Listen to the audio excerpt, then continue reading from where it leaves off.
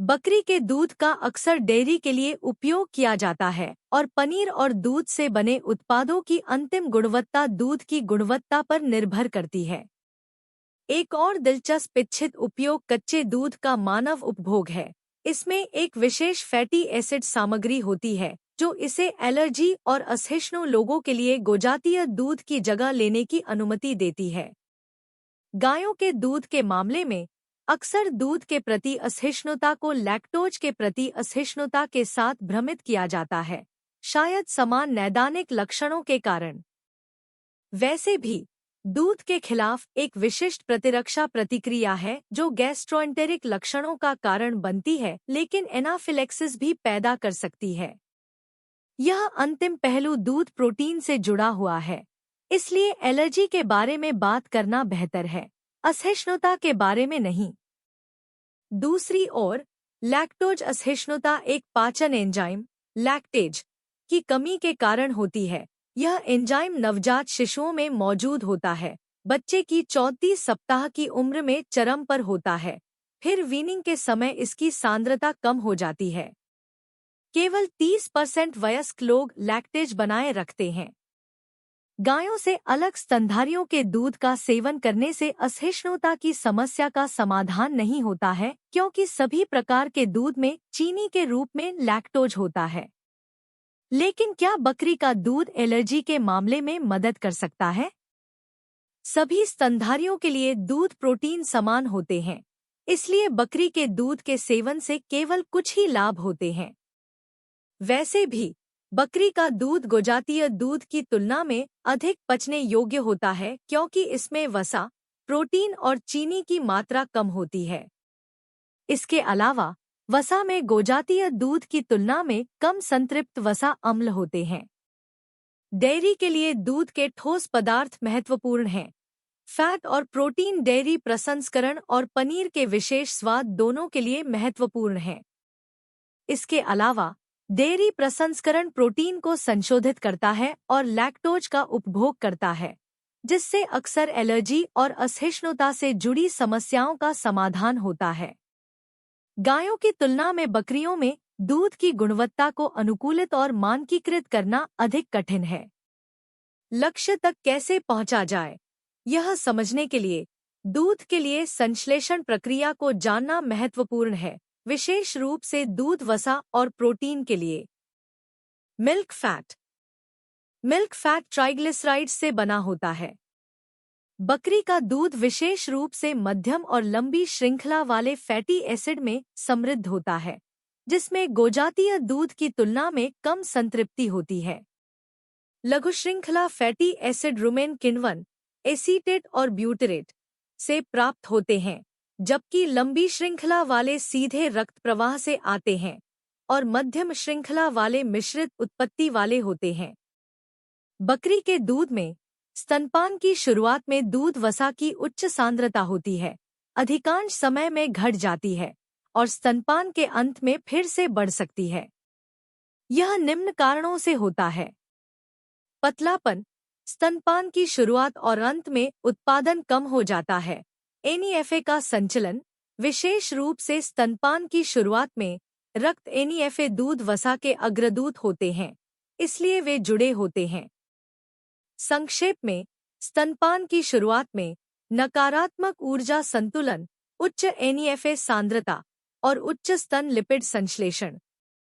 इसके अलावा सर्दियों के अंत में बच्चे का जन्म, वसंत गर्मियों में स्तनपान का चरम खत्म हो जाता है और बकरियों में वसा प्रोटीन अनुपात के उलट होने के साथ दूध वसा में कमी होती है। दूध प्रोटीन। कैसिन दूध प्रोटीन का सबसे बड़ा हिस्सा 75 से 80% है। उसके बाद लैक्टोग्लोबुलिन, लैक्टोएल्ब्यूमिन और इम्यूनोग्लोबुलिन है। दूध के नाइट्रोजन घटक का सबसे छोटा हिस्सा गैर प्रोटीन नाइट्रोजन, विशेष रूप से यूरिया, है। दूध प्रोटीन संश्लेषण थन में होता है। तंत्र अभी तक पूरी तरह से ज्ञात नहीं है, लेकिन यह अमीनो एसिड की उपलब्धता पर निर्भर करता है। अमीनो एसिड आवश्यक या गैर आवश्यक हो सकते हैं। पहले को आहार में शामिल किया जाना चाहिए क्योंकि उन्हें जीव द्वारा संश्लेषित नहीं किया जा सकता है। यदि आवश्यक अमीनो एसिड का सेवन आवश्यकताओं को पूरा नहीं करता है तो प्रोटीन संश्लेषण, यहाँ तक कि दूध प्रोटीन के लिए भी प्रभावित होता है। स्तन ग्रंथि को बहुत अधिक मात्रा में आवश्यक अमीनो एसिड की आवश्यकता होती है। अंतर्ग्रहण किए गए प्रोटीन का लगभग आधा हिस्सा दूध उत्पादन के लिए उपयोग किया जाता है। इसलिए एक दूध देने वाली गाय का थन आहार अमीनो एसिड का सबसे बड़ा उपयोग करता है। इन अमीनो एसिड को दो वर्गों में विभाजित किया जा सकता है। पहला, जिसमें वे अमीनो एसिड शामिल हैं जिनमें थन इनपुट और आउटपुट के बीच लगभग स्टोइकोमेट्रिक ट्रांसफर होता है। इनमें मेथियोनिन, फेनिलैलनिन, टायरोसिन, ट्रिप्टोफैन शामिल हैं। और दूसरा, जिसमें आउटपुट की तुलना में उच्च इनपुट शामिल है, ब्रांच्ड चेन अमीनो एसिड। पहला वर्ग दूध प्रोटीन उत्पादन को सीमित करता है, जबकि दूसरा दूध उत्पादन में एक माध्यमिक लेकिन नगण्य नहीं भूमिका के साथ कई चयापचय मार्गों में भी शामिल होता है। पोषण संबंधी रणनीतियाँ। पोषण संबंधी रणनीतियों को लागू करना आसान नहीं है। यह ध्यान रखना महत्वपूर्ण है कि मौसम दूध की गुणवत्ता को काफी प्रभावित करते हैं। शरद ऋतु सर्दियों के दौरान दूध के ठोस पदार्थ अधिक होते हैं और वसंत गर्मियों में कम होते हैं, जब तकनीशियनों को हस्तक्षेप करने की अधिक आवश्यकता होती है। दूध की चर्बी। Short chain fatty acid ruminal acetate और ब्यूटरेट से बनते हैं। एसिटिक एसिड रुमेन माइक्रोफ्लोरा द्वारा सेल्यूलोज के विघटन से आता है और यह सबसे अधिक लगभग 70% वाष्पशील फैटी एसिड एजीवी है, जबकि ब्यूटरिक एसिड की सांद्रता कम होती है।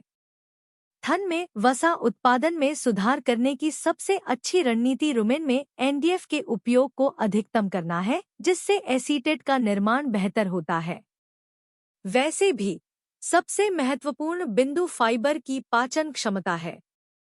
फाइबर गैर संरचनात्मक कार्बोहाइड्रेट की तुलना में धीमी गति से पचता है और यह कई कारकों पर निर्भर करता है। चारा सबसे प्रासंगिक फाइबर युक्त तत्व हैं। आइए देखें कि उनकी पाचन क्षमता कैसे प्रभावित होती है। एनडीएफ का उपयोग रुमेन माइक्रोफ्लोरा और चबाने और जुगाली करने की क्षमता, शारीरिक रूप से प्रभावी एनडीएफ, पीएनडीएफ दोनों से जुड़ा हुआ है।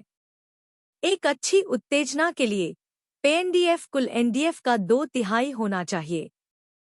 चारे के प्रकार और कटाई की अवधि से स्वतंत्र सही वनस्पति अवस्था में घास काटना घटक के पोषण गुणों को संरक्षित करने के लिए आवश्यक है। सबसे अच्छा समय फूल खिलने से ठीक पहले होता है, जब खेत के केवल 10 से 15% हिस्से में फूल होते हैं। जितनी देर से घास काटी जाती है, उतना ही फाइबर अपचनीय हो जाता है। मौसम की स्थिति अप्रत्याशित होती है और अक्सर सही समय पर घास काटने से रोकती है। इस कारण से डेयरी बकरी पोषण में घास का उपयोग तेजी से किया जाता है। यह ध्यान रखना महत्वपूर्ण है कि घास की संरचना और विशेषताएं बदल जाती हैं। यदि यह घास का मैदान बन जाता है, यानी मिश्रित घास के मैदानों से घास का मैदान समान एनडीएफ होगा, लेकिन 20% कम पीएनडीएफ, कार्बोहाइड्रेट अंश ए, वीएफए और सरल शर्करा और बी1 स्टार्च, विशेष रूप से घुलनशील फाइबर में थोड़ी वृद्धि और बी2 अघुलनशील फाइबर की कम मात्रा। चारा सिलिंग प्रक्रिया फाइबर विघटनशीलता में सुधार करती है, लेकिन पीएनडीएफ को कम करती है। दूध वसा सांद्रता में सुधार करने के लिए फाइबर गुणवत्ता के सभी उद्धृत पहलुओं पर विचार किया जाना चाहिए। चारे की निम्न गुणवत्ता की भरपाई के लिए वैकल्पिक नोबल डिग्रेडेबल फाइबर यानी चुकंदर का गूदा या डिस्टिलर देना उपयोगी हो सकता है। इस मामले में मुख्य रूप से कार्यात्मक अर्थ वाले अविघटनीय फाइबर यानी भूसे के साथ रूमेन कार्यक्षमता की अनुमति दी जाएगी। दूध की चर्बी। Short chain fatty acid ruminal acetate और ब्यूटरेट से बनते हैं। एसिटिक एसिड रुमेन माइक्रोफ्लोरा द्वारा सेल्यूलोज के विघटन से आता है और यह सबसे अधिक लगभग 70% वाष्पशील फैटी एसिड एजीवी है, जबकि ब्यूटेरिक एसिड की सांद्रता कम होती है। थन में वसा उत्पादन में सुधार करने की सबसे अच्छी रणनीति रुमेन में एनडीएफ के उपयोग को अधिकतम करना है, जिससे एसीटेट का निर्माण बेहतर होता है। वैसे भी सबसे महत्वपूर्ण बिंदु फाइबर की पाचन क्षमता है। फाइबर गैर संरचनात्मक कार्बोहाइड्रेट की तुलना में धीमी गति से पचता है और यह कई कारकों पर निर्भर करता है। चारा सबसे प्रासंगिक फाइबर युक्त तत्व हैं। आइए देखें कि उनकी पाचन क्षमता कैसे प्रभावित होती है। एनडीएफ का उपयोग रुमेन माइक्रोफ्लोरा और चबाने और जुगाली करने की क्षमता, शारीरिक रूप से प्रभावी एनडीएफ, पीएनडीएफ दोनों से जुड़ा हुआ है। एक अच्छी उत्तेजना के लिए पीएनडीएफ कुल एनडीएफ का 2/3 होना चाहिए। चारे के प्रकार और कटाई की अवधि से स्वतंत्र, सही वनस्पति अवस्था में घास काटना घटक के पोषण गुणों को संरक्षित करने के लिए आवश्यक है। सबसे अच्छा समय फूल खिलने से ठीक पहले होता है, जब खेत के केवल 10 से 15% हिस्से में फूल होते हैं। जितनी देर से घास काटी जाती है, उतना ही फाइबर अपचनीय हो जाता है। मौसम की स्थिति अप्रत्याशित होती है और अक्सर सही समय पर घास काटने से रोकती है। इस कारण से डेयरी बकरी पोषण में घास का उपयोग तेजी से किया जाता है। यह ध्यान रखना महत्वपूर्ण है कि घास की संरचना और विशेषताएं बदल जाती हैं। यदि यह घास का मैदान बन जाता है, यानी मिश्रित घास के मैदानों से घास का मैदान समान एनडीएफ होगा, लेकिन 20% कम पीएनडीएफ, कार्बोहाइड्रेट अंश ए, वीएफए और सरल शर्करा और बी1 स्टार्च, विशेष रूप से घुलनशील फाइबर में थोड़ी वृद्धि और बी2 अघुलनशील फाइबर की कम मात्रा। चारा सिलिंग प्रक्रिया फाइबर विघटनशीलता में सुधार करती है, लेकिन पीएनडीएफ को कम करती है। दूध वसा सांद्रता में सुधार करने के लिए फाइबर गुणवत्ता के सभी उद्धृत पहलुओं पर विचार किया जाना चाहिए। चारे की निम्न गुणवत्ता की भरपाई के लिए वैकल्पिक नोबल डिग्रेडेबल फाइबर यानी चुकंदर का गूदा या डिस्टिलर देना उपयोगी हो सकता है। इस मामले में मुख्य रूप से कार्यात्मक अर्थ वाले अविघटनीय फाइबर यानी भूसे के साथ रूमेन कार्यक्षमता की अनुमति दी जाएगी। दूध वसा जो रूमेन किण्वन, मध्यम और लंबी श्रृंखला वाले फैटी एसिड से प्राप्त नहीं होती है, वह सीधे आहार से आती है। आहार लिपिड में वृद्धि एक उपयोगी रणनीति हो सकती है। कुछ अध्ययनों ने प्रदर्शित किया कि बकरियों के आहार में हाइड्रोजनीकृत लिपिड के अतिरिक्त दूध की वसा को बढ़ाने में योगदान दिया, जैसा कि डेयरी गायों के अनुसार जाना जाता है। हालांकि फैटी एसिड प्रोफाइल मध्यम और लंबी श्रृंखला वाले लोगों की ओर भी स्थानांतरित हो जाता है और सबसे बढ़कर संतृप्ति की कम डिग्री के साथ। यह परिदृश्य भोजन के रूप में दूध के विपणन के लिए एक अतिरिक्त मूल्य का प्रतिनिधित्व कर सकता है। दूसरी ओर, परिवर्तन चरण के दौरान फैटी एसिड प्रोफाइल का यह विशेष पहलू उत्पाद की संरचनात्मक विशेषताओं के लिए एक समस्या का प्रतिनिधित्व करता है। डेयरी बकरियों के आहार में लिपिड की मात्रा आम तौर पर मांस पशु ऊर्जा के लिए डीएम का 4.5% होती है। हमें इस बात पर ध्यान देना चाहिए कि एनएससी और स्टार्च में वृद्धि न हो, क्योंकि इसके परिणामस्वरूप विकृति एसआरए होती है। साथ ही लिपिड सामग्री में भी वृद्धि हो सकती है, क्योंकि रुमेन माइक्रोफ्लोरा पर नकारात्मक प्रभाव पड़ता है। संक्षेप में, दूध की वसा को बेहतर बनाने की रणनीतियां आहार फाइबर की गुणवत्ता को अनुकूलित करना और आहार लिपिड अंशीकृत और बाईपास जोड़ना है। दूध प्रोटीन अमीनो एसिड की उपलब्धता पर निर्भर करता है और आवश्यक अमीनो एसिड सीमित कारक हैं। इसके अलावा कैसिन एक पशुमूल प्रोटीन है और इसमें बहुत सारे अपरिहार्य अमीनो एसिड होते हैं। इसका मतलब है कि थन तक पहुंचने वाले अमीनो एसिड उच्च जैविक मूल्य के होने चाहिए। दूध प्रोटीन सांद्रता बढ़ाने की पोषण संबंधी रणनीतियां असफल हो सकती हैं, और अक्सर एकमात्र चीज जो हम कर सकते हैं वह है उनकी कमी से बचना, खासकर गर्मियों के दौरान। आहार प्रोटीन का सामान्य मूल्यांकन उनके चयापचय भाग्य की भविष्यवाणी करने के लिए पर्याप्त नहीं है, लेकिन चयापचय योग्य प्रोटीन एमपी के बारे में सोचना उपयोगी है।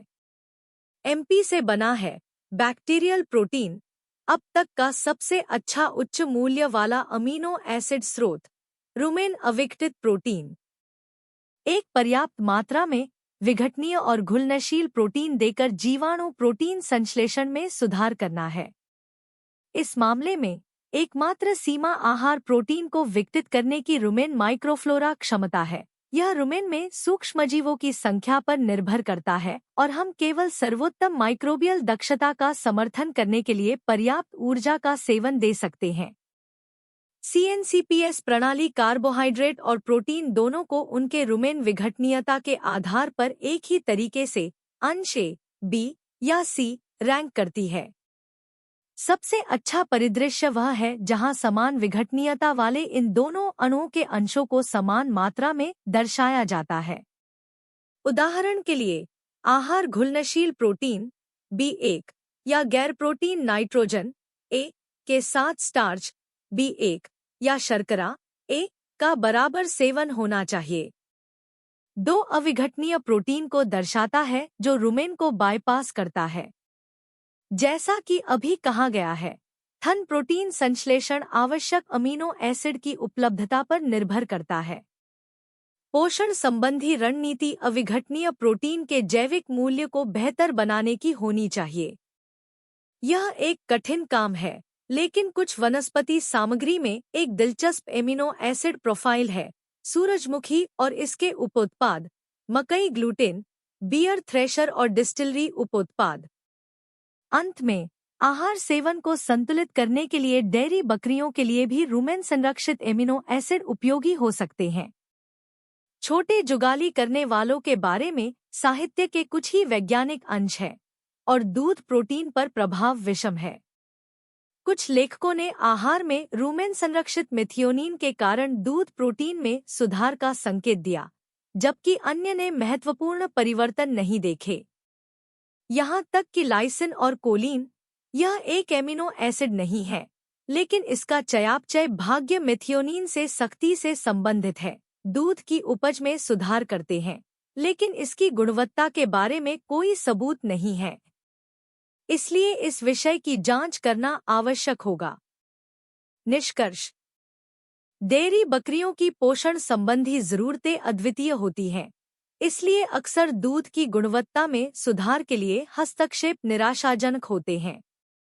ऊर्जा की जरूरतों को पूरा करने के लिए गैर संरचनात्मक कार्बोहाइड्रेट बढ़ाकर हस्तक्षेप करना संभव नहीं है। यह लक्ष्य सही मात्रा में वसा देकर हासिल किया जा सकता है।